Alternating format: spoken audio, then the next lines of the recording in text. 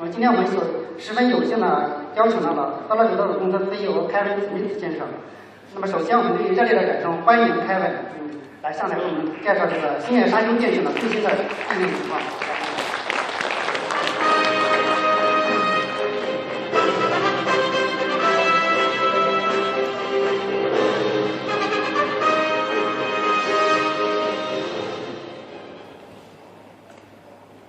Good afternoon, everybody, and I appreciate the invitation from CSPPLAZA to introduce the Crescent Dunes project and kind of the latest on that on the project.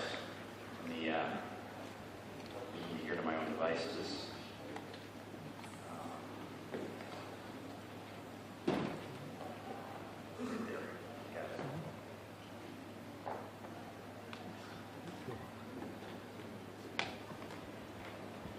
So I'm going to take you through this current status of the project, and one thing I always try and point out to people that all these pictures that we're going to show are all actual pictures. There's no computer graphics in there.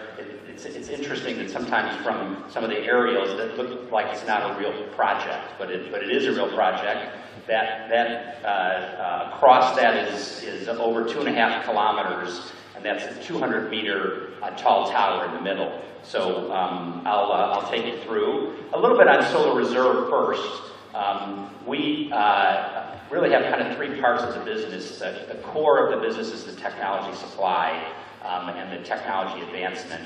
And really that's the part of the business that we're focusing on here in China, is to really bring our technology and technology services.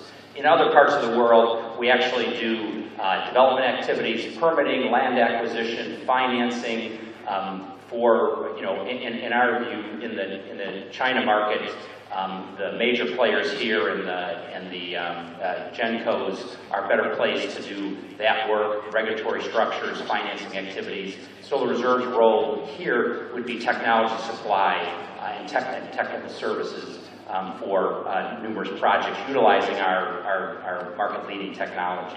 So that's the core of the business in the middle, is the technology. We also have a deep pipeline of projects in various stages of development around the world, and offices in a number of countries, and we'll go through that a little bit.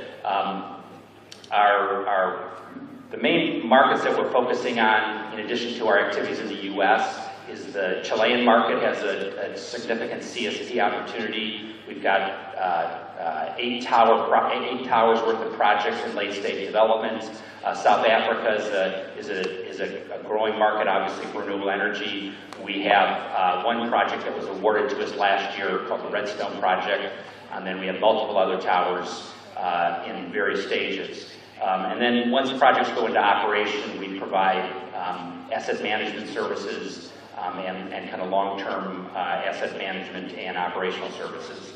Our focus, as I said, though, for the China market is going to be primarily technology supply and technical services to help some of the companies that are better suited to push projects forward here, but we can provide technical services so that these projects can get built. Solar Reserve's global reach, we've got offices in 7 different countries. Our headquarters is in Santa Monica, California, but we have offices in Dubai, in Madrid, Johannesburg, South Africa, Santiago, Chile, Istanbul, and an office in Perth, Australia. And those are all markets where we believe there's significant opportunities for us. As I said, kind of the big markets that we're looking at right now primarily are Chile, South Africa, Australia, the U.S., and then obviously the China market is a great opportunity that we see growing here. This slide also shows some of the advanced projects. The next project we're looking to get into construction is our Redstone project, which essentially is a duplication, and that's in South Africa. That's a duplication of our Crescent Dunes project in Nevada, and that's a 100-megawatt project that we brought in Aqua Power out of Saudi Arabia as an equity partner in that project, and we're pushing forward on that project, hopefully to start construction in the next 60 days or so. A little bit on the technology. You know, one of the key parts of our technology is integrated storage. So we're utilizing the molten salt to actually collect the sun's energy. We're not collecting it and then transferring it into another fluid. The main heat collection, main energy collection is directly into molten salt. A little bit, a slide on the technology. We've got a 2-tank system here with the cold salt tank at 288 degrees C, and then the hot salt tank goes up to 566. The technology supplied from Solar Reserve is the receiver technology, which has been developed over decades with a rocket engine company in the U.S. We also provide the control systems for that, and we have heliostat designs, and heliostat tracking technology is part of the supply that Solar Reserve brings into the project. Typically, we act as a subcontractor to a big EPC contractor, and then also in most of our projects, we act on the owner side as well, and then in most of the markets we're active, we've led the development activities. 2-tank system, beginning of the day, we take that 288 degrees C salt, we pump it to the top of the tower, and the large field of mirrors focus the sun's energy on the tube walls of the receiver, and then we heat that salt up to 566 degrees. We can store, our typical salt storage is in the 10 to 15 hours of storage capability, which is about a day's worth of energy. So the Crescent Dunes project has 1,100 megawatt hours of storage, so we can run 10 hours after the sun goes down. We can continue to run late into the evening or early morning hours as required. So once we have a tank of hot salt, we then can operate whenever we want when the utility instructs us that they want energy, and then we go through a heat exchanger to generate steam, which goes through a steam turbine. It's a high temperature, high pressure cycle, so conventional steam turbines off the back end. I'll go through this fairly briefly, but I think the key is this shows kind of 30 or 40 years of development of the molten salt technology. Originally was put together by Rocketdyne when Rocketdyne was part of Rockwell. They were also part of Boeing. When Solar Reserve got involved with the technology, we actually commercialized the technology on a joint venture basis with Rocketdyne when Rocketdyne was part of United Technologies Corporation. In 2014, we actually bought out the technology rights completely, and so we now have sole and exclusive rights to that technology. And then we actually brought over a number of the key rocket engineers, rocket scientists from Rocketdyne are now part of the Solar Reserve engineering staff to continue research and development on that technology. So even though we built the Crescent Dunes project, that research and development activities continue to go on. We've got a tremendous amount of activity on improvements on the design, efficiency issues, cost reductions, those kinds of things. So when we look at the ownership and control, as I said, we purchased the technology outright in 2014. We had been developing it on a joint venture basis with Rocketdyne since 2008. So now we continue to develop that technology. We've got significant research and development programs, over 100 patents and patents pending, extensive know-how on how to build the facility. And really the key to the technology isn't so much the hardware, it's really the software knowledge. How do we make sure that we operate the receiver so that it maintains its integrity and it maintains its efficiency as we go forward. Also the tracking technology, as the mirrors focus on the sun's energy, it points at a spot. Each one of those mirrors points at a spot designated on the receiver, and it holds that spot as the sun crosses the sky. A little bit more on the technology. We view it as the next generation in solar energy storage. Provides firm non-intermittent supply of energy. So unlike wind and PV, which is essentially not very dependable to provide load, we can meet exactly when the utility wants us to operate. Our Crescent Dunes facility, the utility doesn't want us to run 24 hours a day. They want us to meet their peak demand periods. So in Nevada, the peak demand periods are 12 o'clock noon to 12 o'clock midnight. With Las Vegas as the load center, it's a bit more of a late night crowd, so that moves the peak to later in the evening hours. And so our technology is designed, this particular project is designed not as a 24-hour-a-day, but actually just to meet the peak requirements of the utility. And then they use coal and nuclear and others as base load. But we provide kind of 12, 14 hours a day during exactly the peak hours. Day before, they tell us when we want to run, what hours, whether they want us to start up at 10 o'clock in the morning, 11 o'clock in the morning, 1 o'clock in the afternoon, and whether they want us to run, all day until midnight, 2 o'clock in the morning. They want us to shut down at 10 and save some of our energy for the next day to start up earlier. So it's a very, dispatchable, as the term in the U.S., dispatchable project based on direction from the utility and how they want us to run. And the storage technology is the only thing that allows us to do that, utilizing the sun's energy, which is an intermittent source. One of the keys to our technology is because of the storage capabilities, no alternate fuel requirements. So we need no natural gas to boost the ability of the project to continue to perform. We run 100% on solar energy with no alternate fuels. So the Nevada facility has no natural gas supply to the project. It's 100% run on emissions-free solar energy.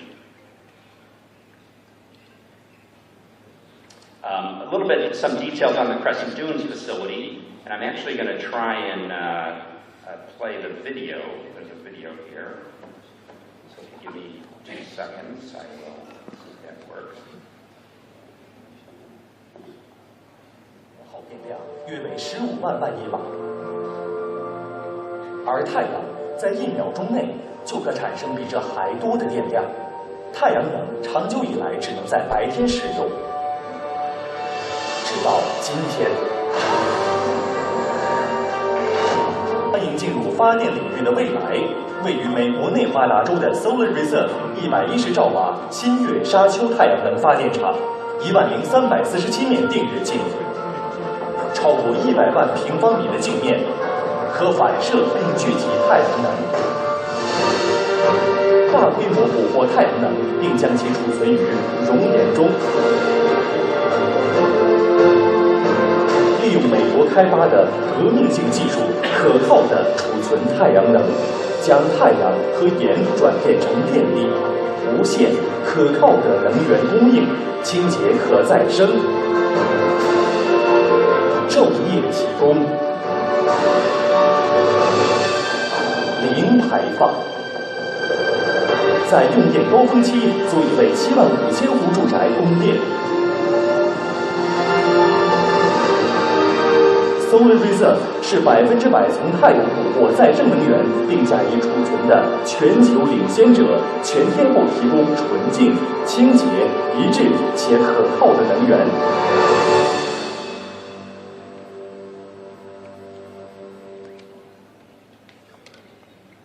So let me get back to the presentation. So the result of that project is really the result of decades of research and development, primarily in the rocket engine industry in the U.S., and then continued with Solar Reserve from 2008 to basically commercialize this into a full-scale facility. It's the only utility-scale project in the world utilizing molten salt. There's been 2 pilot projects that were developed.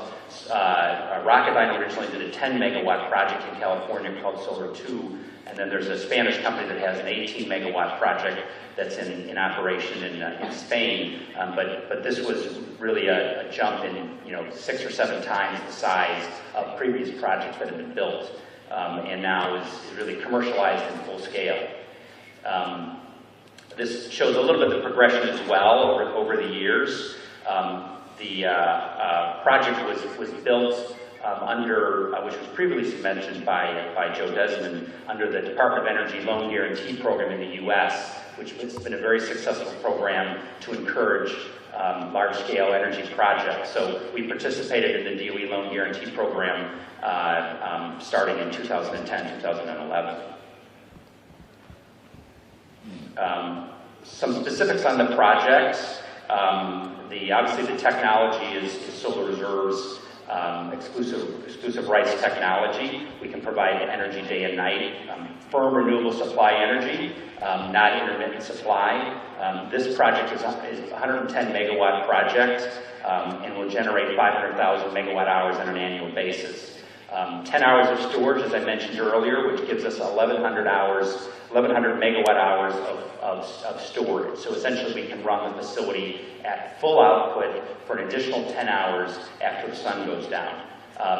Its initial construction costs were on the order of $700 to $750 million, plus soft costs, financing, transmission costs. Solar Reserve is the main investor with that project, as the managing investor. ACS Cobra, who's the constructor, as well as Banco Santander, also came in, and we put in collectively we put in $260 million of private equity.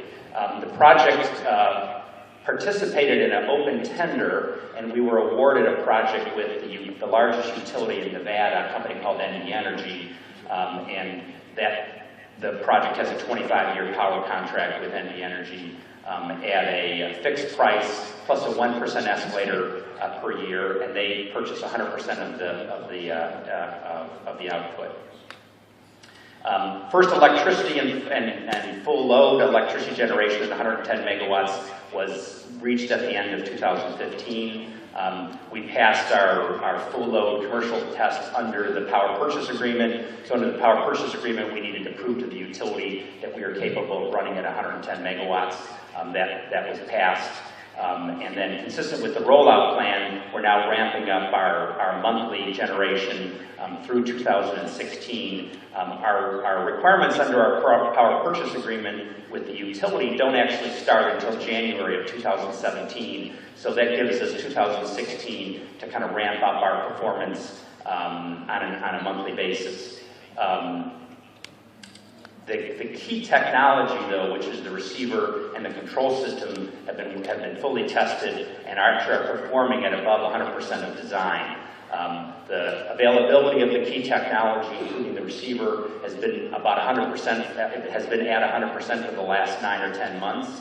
And as we test the performance of the receiver from an efficiency standpoint, which essentially really is how much sun do we get in and how much molten salt are we able to create for energy storage, we've been operating in the 105 to 110% of design. Thankfully, the rocket engineers that are worked on this are the same rocket engineers that sent men to the moon in the NASA program, so they have put in adequate margins in the design. Heliostat field. This heliostat field is comprised of 10,000 heliostats. Each one is 115 square meters. You can see in the little inset, there's actually a worker standing next to the heliostat to give it a little bit of perspective. You could probably fit, I don't know, maybe you could fit 3 heliostats flat in this room, so they're a very big piece of equipment. All in is about 1 million square meters of glass. All the operational modes on the heliostats have been proven out. All the pointing technology has been proven out, and the project is in full operation. A little bit on the acceptance and performance test results. As I mentioned, we passed the full load 110 megawatt requirement under our power purchase agreement, so the project from a contractual standpoint has reached full load operation under our PPA. We also, under the EPC contract, have a 5-day test, and under an investor requirement, a 20-day test. And the plant has passed both those 5-day and 20-day tests at full power outputs, the efficiency requirements, and the production requirements during those 5-day and 20-day tests. And I'll show a little bit some of the curves on how that looks in a minute or two here. From a technology standpoint, as I mentioned, the technology itself is performing very well, in excess of design. So we're generating about between 105 and 110% of the actual thermal energy that the receiver was designed for. We've tested it at low solar resource, at high solar resource. We have specific ramp-up requirements, so we need to go from initial fill to full load 1,000-degree plus salt into the tank within 15 minutes, and that's been proven out and is part of the normal operating process now. And as I mentioned, in 2016, we will be continuing to ramp up the monthly production activities. The EPC contractor still has some of the balance of plant systems that they're correcting some issues on, so we're continuing to ramp up through 2016. January of 2017, which is when we need to be at kind of full load production on a monthly basis under our power purchase agreement. This is a typical day, which is an interesting curve. This is a day in March, and in yellow, the overarching kind of yellow color, that's the solar resource that was available for that day.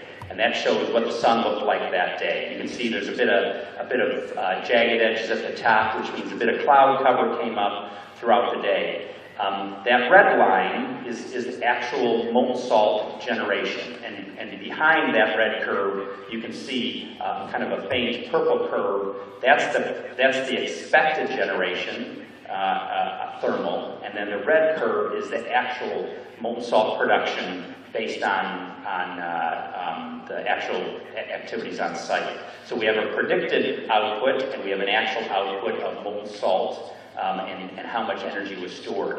And for this particular day, they started up a little bit late. Those are more operator issues. They ended a little bit early, but during the heat of the day, we were operating consistently above requirements. And then when we looked at the whole day as a whole, we actually operated above 100% of expected molten salt generation. The green curve, the kind of the long box next to it, that's electricity generation. So, the project started up in the morning for electricity generation, or for molten salt collection.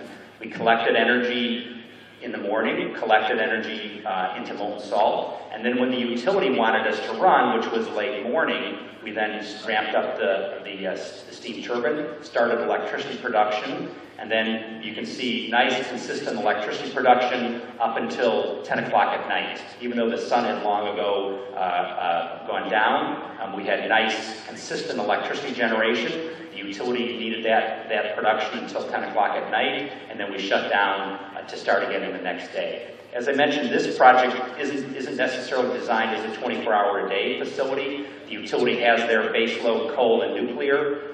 For that, they really want us to meet their exact peak requirements, and this is pretty much the peak requirement period in Nevada. That bottom curve is more on weather data, shows wind speeds and dry bulb temperatures and issues like visibility, which is dust in the air, but this is a very kind of typical operating mode for the project on a daily basis. We've also put together kind of an 18-day synopsis that spread, bridged over a couple of months. So we show 18 days of production, what the solar resources in DNI, what the actual megawatt thermal of collection versus the expected megawatts of thermal, and you can see the actual is 106% of the model. So there's a thermal model that anticipates what we're going to collect, and we were operating during this 18-day period at 106% of design. And then you look at actual net megawatt hours, and we operated around 96%. There was a few miscellaneous shutdowns on the steam cycle. They had some pump seals, a few other things that needed to be replaced, so we operated at about 96%. Earlier in the year, I mean, we're in an El Nino year in the U.S., so we've had a substantial amount of bad weather. We can certainly operate for an extra day or so on storage, but if we have 2 or 3, 4 days in a row of bad weather, then we won't be able to continue to operate under those conditions. And then these are the kind of, I didn't put all 18 days because it got pretty small, but I kind of took some representative days. You can see that day 1 in the upper left corner is, like I said, a more typical, good solar resource, collection was at or above design, and then electricity generation started, midday and then continued up to 9, 10, 11 o'clock at night. You can see right below that on day 7, similar, although the utility had us start generating a little bit later in the day, and we operated till later into the evening hours.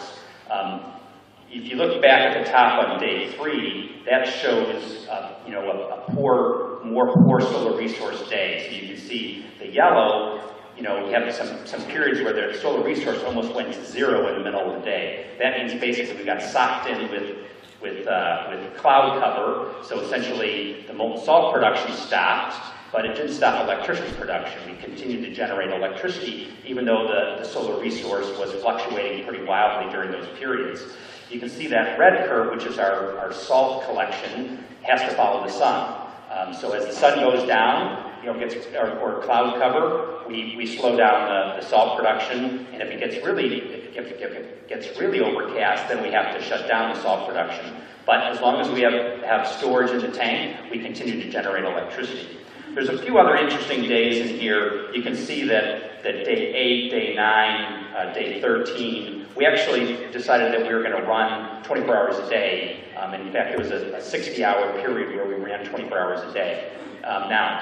In order to do that, because the project is really designed to run 10, 12, 14 hours a day, we basically drop load on the steam turbine and just run a longer period of the day. So we could run like this all the time, but in reality the utility is looking to us to meet their peak requirements of the day, essentially following their demand curves.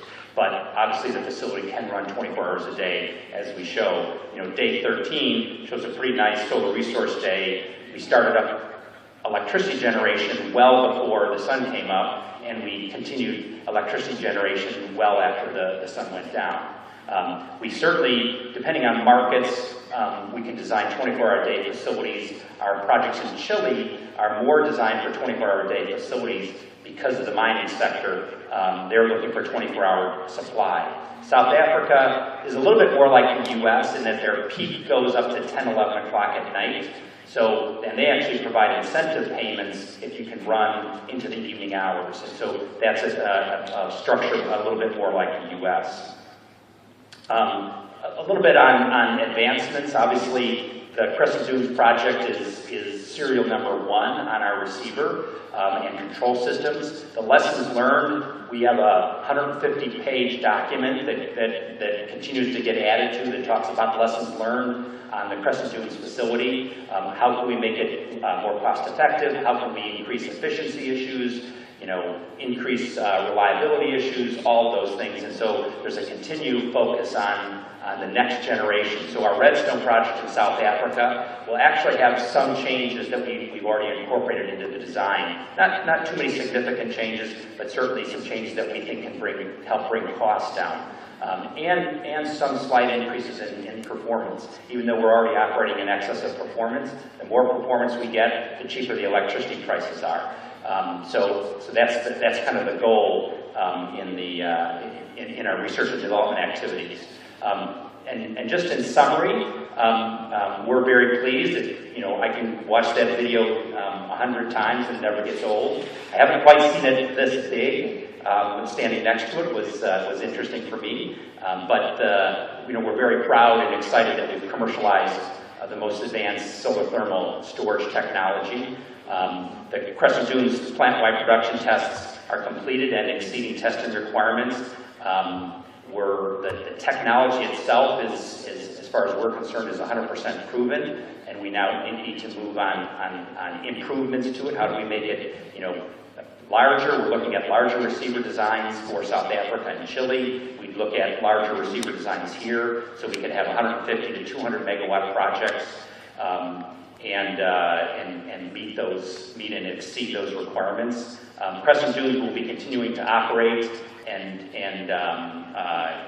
additional testing that we're doing over the coming year, and then we're ramping up to our full output of 500,000 megawatt hours by the end of the year. We have a big pipeline of projects around the world that we're developing. As I mentioned, our key markets, Chile, South Africa, Australia, US, and now we're very excited that the China market appears to be ready to explode into a tremendous opportunity for us and for others in the CSP market. So we're using those lessons learned. We're going to incorporate them into other markets, and we certainly are looking forward to working with companies here in China to incorporate the lessons that we've learned in Crescent Dunes into projects here in China. And that's my presentation. I'm not sure if we're going to do questions from the audience for a few minutes. 感谢 Kevin 先生的精彩发言。那么这也是 Kevin 先生第一次来中国在公开场合做发言，所以我希望大家能珍惜一下这个机会。那么留2个提问问题的机会，谁是第一个呢？请举手。请工作人员传一下话筒。工作人员传一下话筒。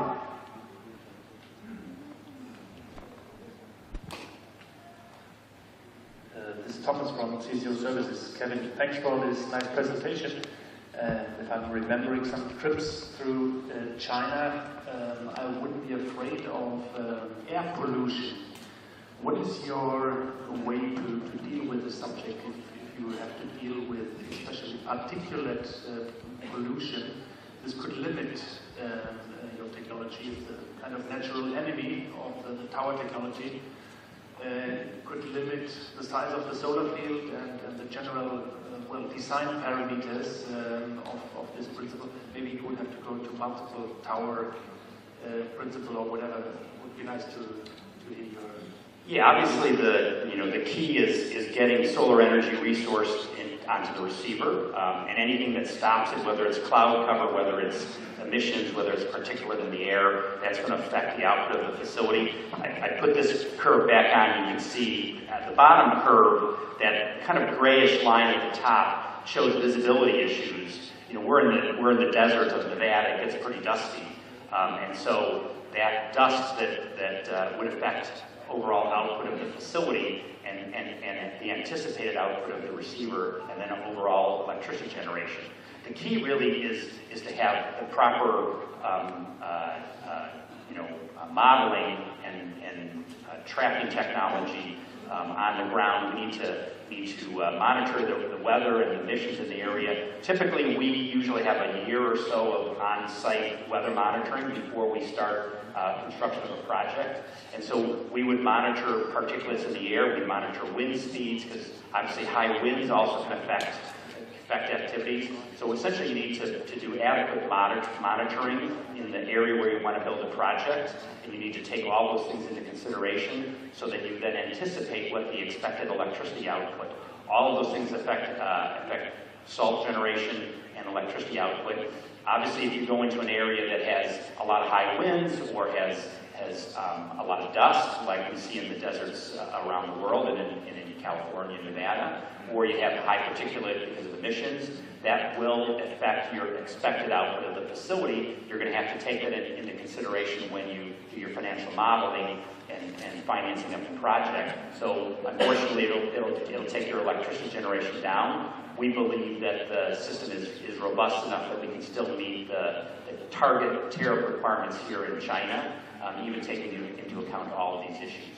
We have done a lot of studies on the potential quality of the solar resource here, and all of those things affect your output of the facility.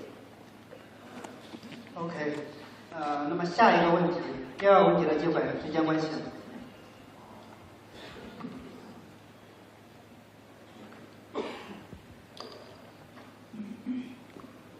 This is Kevin. Thanks for your presentation. We can feel your passion for the solar power. My question is, I saw you use a big mirror. Do you think if we use smaller mirror can reduce cost and increase efficiency?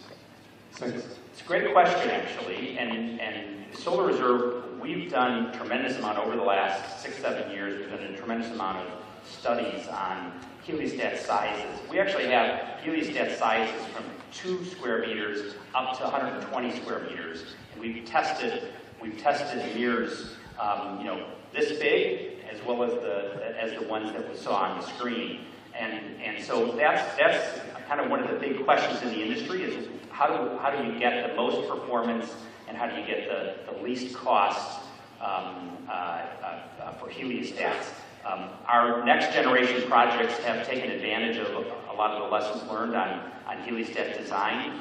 We're still leaning more towards a larger heliostat size. Our next generation heliostat is a 96 square meters, so it's a bit smaller than what was in Crescent Dunes, but we do have smaller heliostats that we're continuing to test. The issue is production costs. Is it cheaper? Obviously, if you have 10,000 heliostats, or if you have 50,000 heliostats, those are going to have different impacts on costs. If you build 50,000 heliostats, you have to have wiring for 50,000 heliostats. You have to have foundations for 50,000 heliostats. There'll be much smaller foundations versus larger heliostat.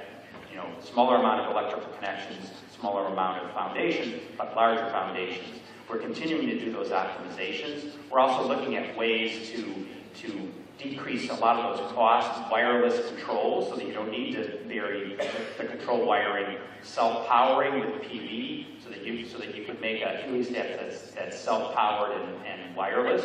So that can help push the curve more towards smaller heliostats. Right now, our view is the larger heliostats for us anyway, with our cost analyses that we've done, the larger heliostats are the most cost effective right now, but certainly there's others out there that are looking at smaller heliostats as well. And we think that the jury is still out on that, and there may be offerings in small heliostats that make sense. It does become a much more complicated control system when you're controlling 50,000 or 100,000 heliostats instead of 10,000. But certainly our control systems are able to kind of handle that activity. OK， 再次感谢 Kevin 的精彩发言。